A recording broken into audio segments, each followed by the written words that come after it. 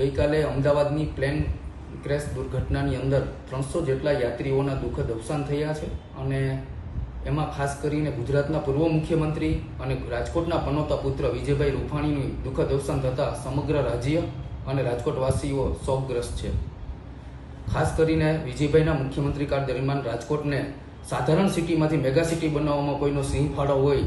તો એ વિજયભાઈ રૂપાણીનો છે ને। એ સમગ્ર રાજકોટવાસીઓ આ કદાપી તેમનું ઋણ ચૂકવી નહીં શકે। તેમના મુખ્યમંત્રીના કાર્યકાળ દરમિયાન જે 20 વર્ષની અંદર કાર્યો નહોતા થવાના તે મુખ્યમંત્રી વિજયભાઈ રૂપાણીના કાર્યકાળ દરમિયાન રાજકોટને એમ્સ હોય, ઇન્ટરનેશનલ એરપોર્ટ હોય, સ્માર્ટ સિટી હોય, રાજકોટ મહાનગરપાલિકાને મોટી ગ્રાન્ટો હોય, શહેરના અનેક મોટા બ્રિજો હોય, આ તમામ મોટા વિકાસ કાર્યોની ભેટ એ વિજયભાઈ મુખ્યમંત્રી હતા એ સમયગાળા દરમિયાન રાજકોટવાસીઓને આપેલી છે। તેમના શાંત, સરળ અને હસમુખ સ્વભાવને કારણે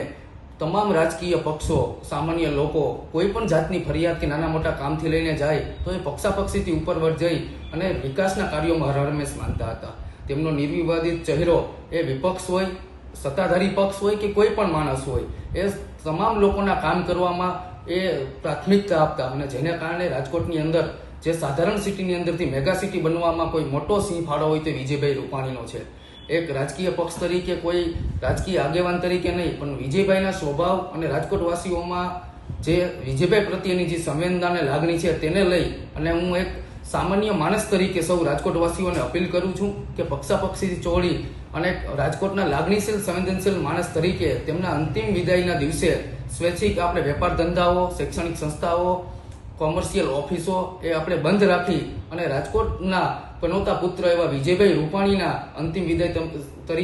વિદાયના સમયે આપણે એમને શ્રદ્ધાંજલિ અર્પણ કરી અને એમના પ્રત્યે સંવેદના વ્યક્ત કરે છે। હું ફરીથી સૌ રાજકોટવાસીઓને અપીલ કરું છું કે આપ પોતાના ધંધા વેપાર,